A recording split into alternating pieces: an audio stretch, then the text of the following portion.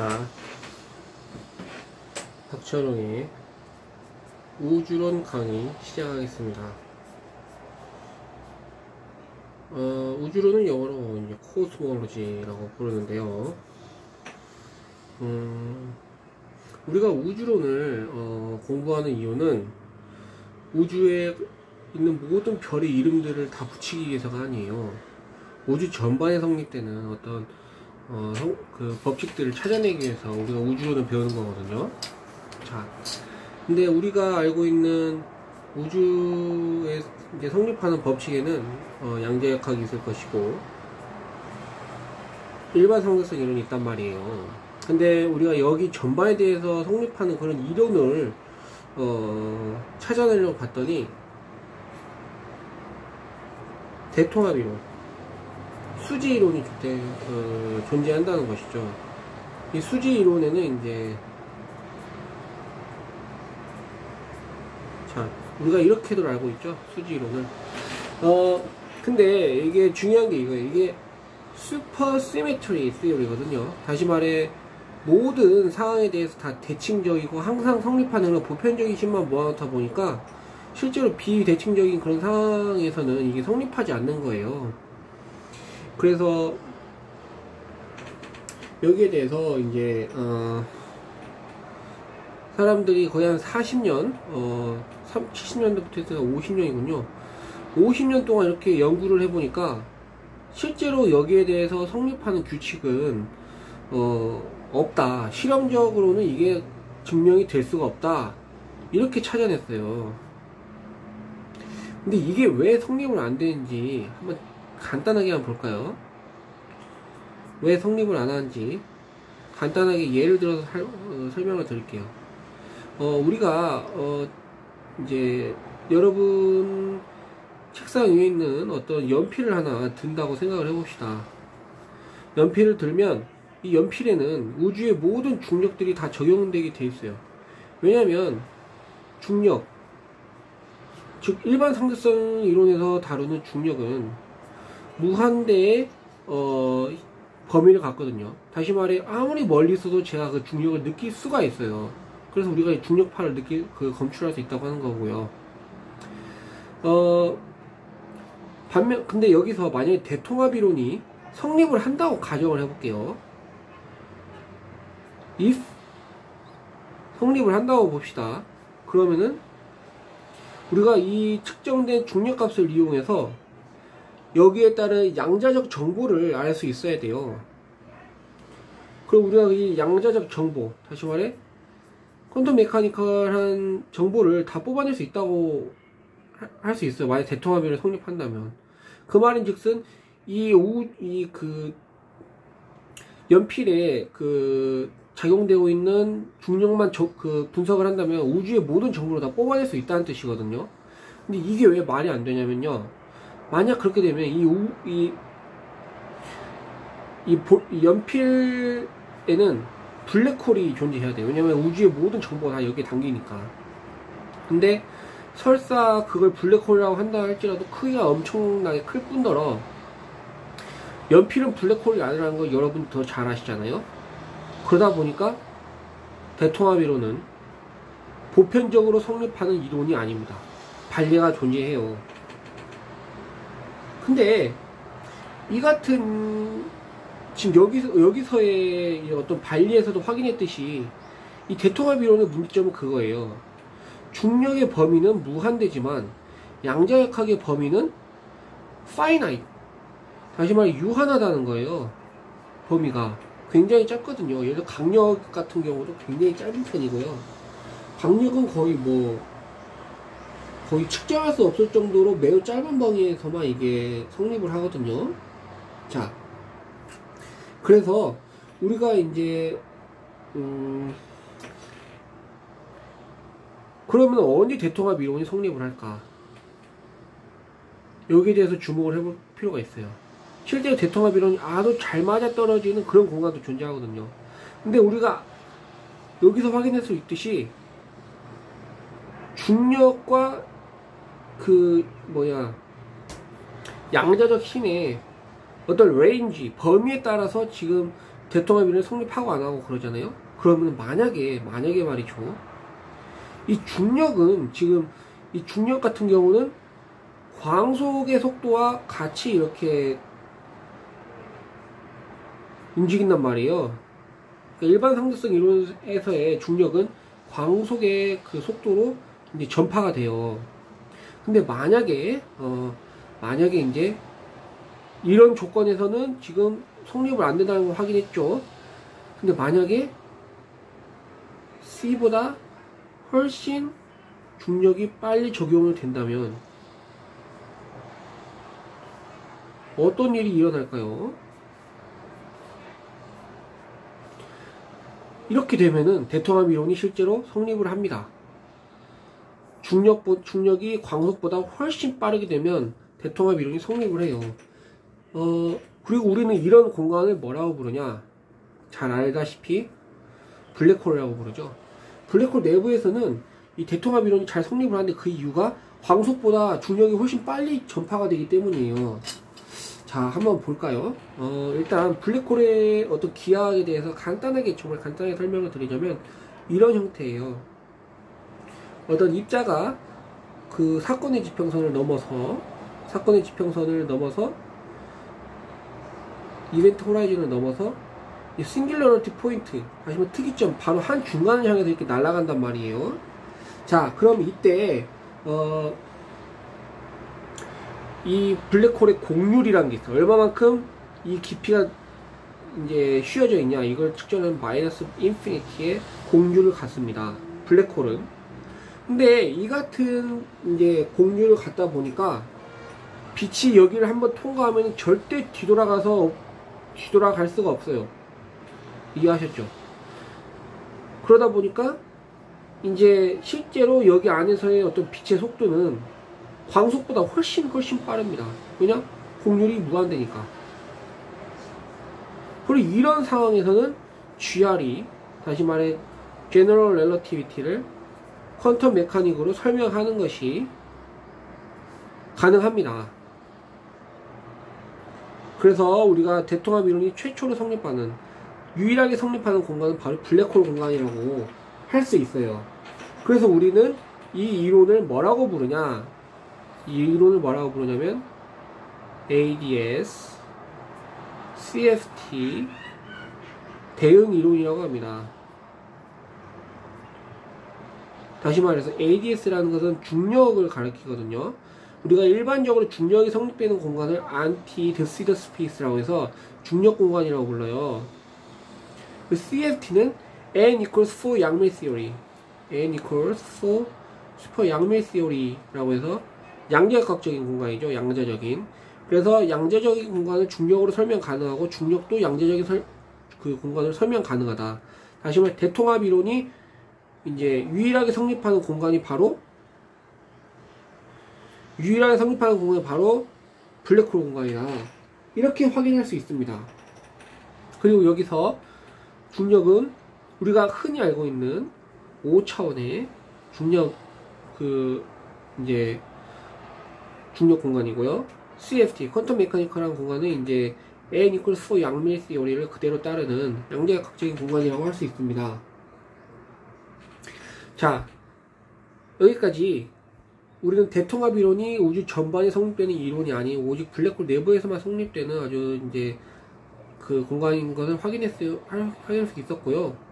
그리고 이제 한 가지 더 첨언을 하자면 이처럼 대통합 이론이 블랙홀 내부에서만 성립하는 이유는 이제 중력이 광속보다 더 빨리, 다시 말해 이제 광속보다 더 빨리 정보가 전달되는 것 첫 번째고, 이제 두 번째로는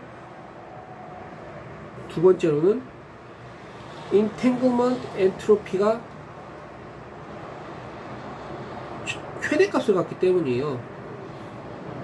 최대값을 갖기 때문에 이제 토이 대통합 이론에서의 이제 이게 성립하는 거죠. 이 두 가지에 따라. 근데 이 두 가지가 사실 같은 내용이기 때문에 제가 마지막에 첨언을 해드렸고, 자, 이제 이 강의의 핵심은 결국 블랙홀이잖아요. 그럼 우리가 블랙홀의 기하학에 대해서 한번 더 알아보도록 하겠습니다. 자, 그 전에 블랙홀의 기하학에 대해서 우리가 공부를 하기 전에 이제 광년이라는 개념에 대해서 알아볼까 해요. 자,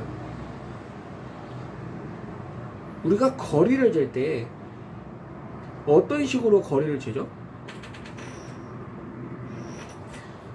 우리가 빛을 이용해서 거리를 잰단 말이에요. 우주에서 유일하게 속도가 일정한 거는 빛밖에 없기 때문에 빛을 이용해서 거리를 재는데 어떻게 재냐? 빛이 쏩니다. 이렇게. 그래서 얘가 1년 동안 이동한 거리를 1광년이다 이렇게 불러요. 뭐 6개월 동안 했으면 0.5광년이겠죠. 이런 식으로 해서 거리를 측정하는데, 우주에서 가장 큰 블랙홀은 1광년의 반지름을 갖습니다. 그리고 이제 모든 블랙홀은 다 이런 식으로 광년을 표현해서 유한한 값으로 표현이 가능해요. 그런데 중요한 건 이거예요. 근데 이거는 우리가 밖에서, 블랙홀 밖에서 이걸 관측한 거고, 만약 블랙홀 안에서 블랙홀의 크기를 관측한다면 어떻게 될까라고 생각을 해봤더니 전혀 새로운 결과가 나온 거예요. 그 결과는 무한대의 크기를 갖는다는 거죠. 한번 측정을 해볼까요? 자, 여기가 지금 블랙홀의 기하를 나타내는 건데, 이 안으로 이렇게 들어가잖아요. 그럼 여기쯤에서 관측자가 밖으로 빛을 쏜다고 볼게요. 이쪽 방향으로 빛을 쏜다고 했을 때 이게 절대 나갈 수가 없잖아요. 다시 말해, 모든 에너지를 다 빼앗기고 그냥 이제 없어지게 되는 거죠, 실질적으로는. 다시 말해, 절대 빛이 이 밖으로 나가지 못하고 오히려 에너지만 잃게 된다. 이거를 UV IR Divergence 라고 하는데요. UV는 자외선, IR은 적외선, Divergence는 무한대 값을 가리킵니다. 다시 말해, 이게 밖으로는 쏠 수가 없으니까 그 자체를 그냥 자외선으로 보이게 되고, 안쪽으로 쏘면 이제 파장이 엄청 길어지니까 적외선으로 보인다. 그래서 이쪽은 UV, 이쪽은 IR인 거예요. 자, 이해하셨죠? 이래서 블랙홀 내부에서 그 크기를 측정을 하자면 무한대의 광년이 나옵니다. 무슨 뜻이냐? 블랙홀 밖에서는 그 크기를 측정하면 1광년이 나왔지만, 블랙홀 내부에서 이걸 측정을 할 때는 무한대 광년이 나온 거예요. 신기하죠? 자, 그러면은 이 이야기를 좀 더 깊게 해석을 해보도록 하겠습니다.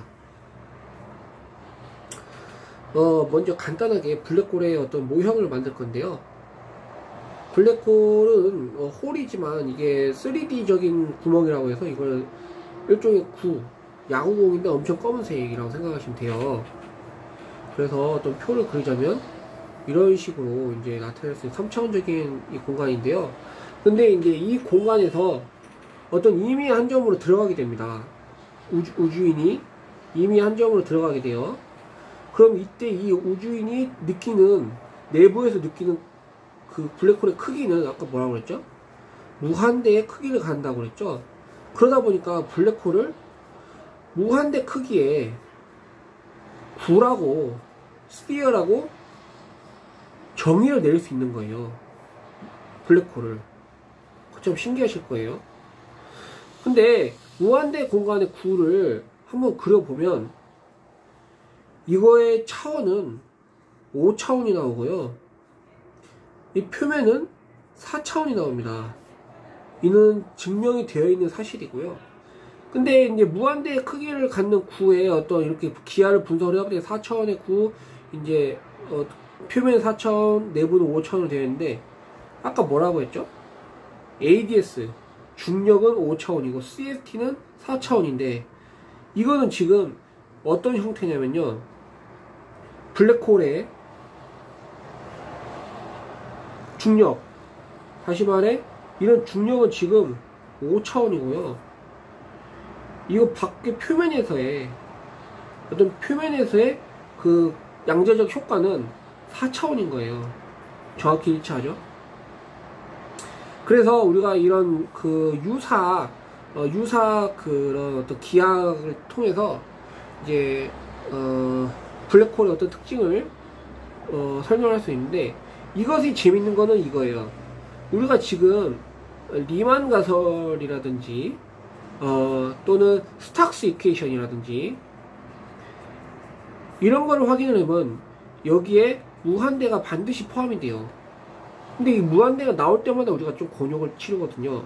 근데 이때 우리가 이 같은 기하학을 이용해서 실험적으로 리만 가설이 증명할 수 있음을 보이게 된다면, 결과적으로 우리는 블랙홀을 통해서 리만 가설을 증명하게 되는 그런 꼴이 되는 거죠.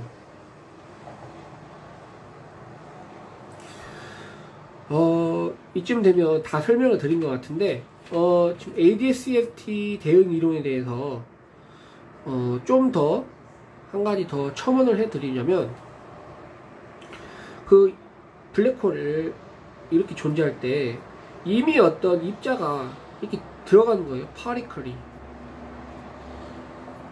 그러면 이 입자는 이 표면을 때리게 되죠. 쉽게 해서 이걸 어떤 과정이라고 부르냐면 인탱글드 라고 되었다고 표현합니다. 다시 말해, 입자가 처음에 블랙홀로 들어갈 때는 블랙홀과 입자 간에 얽힌 상태가 돼요.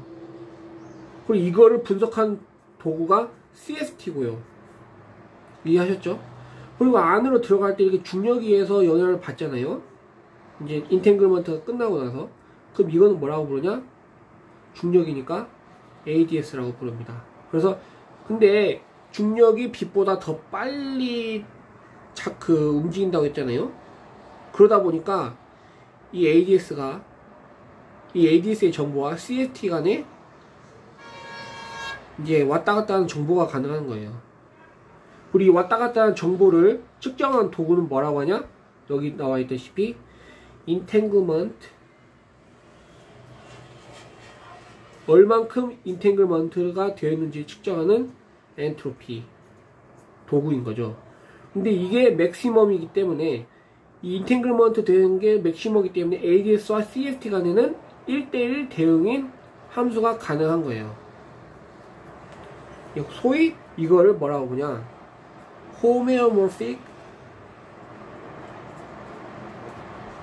한 관계를 갖고 있다. 그래서 영어로는 이렇게 쓰고, 지금 이게 나와 있는 게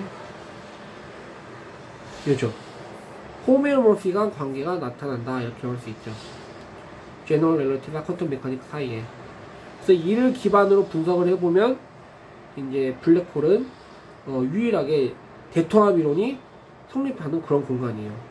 일단 둘 간에는 차원이 다르거든요. 둘 간의 차원이 다르면 원래 호메오모픽한 관계가 불가능한데, 여기서는 지금 맥시멈 인탱글먼트에 의해서, 이제 맥시멈 인탱글먼트 엔트로피에 의해서 이제 이 둘 간의 관계가 이제 대응으로 호메오모픽하게 나타날 수 있는 거죠. 이상 박철용이었습니다. 네, 감사합니다.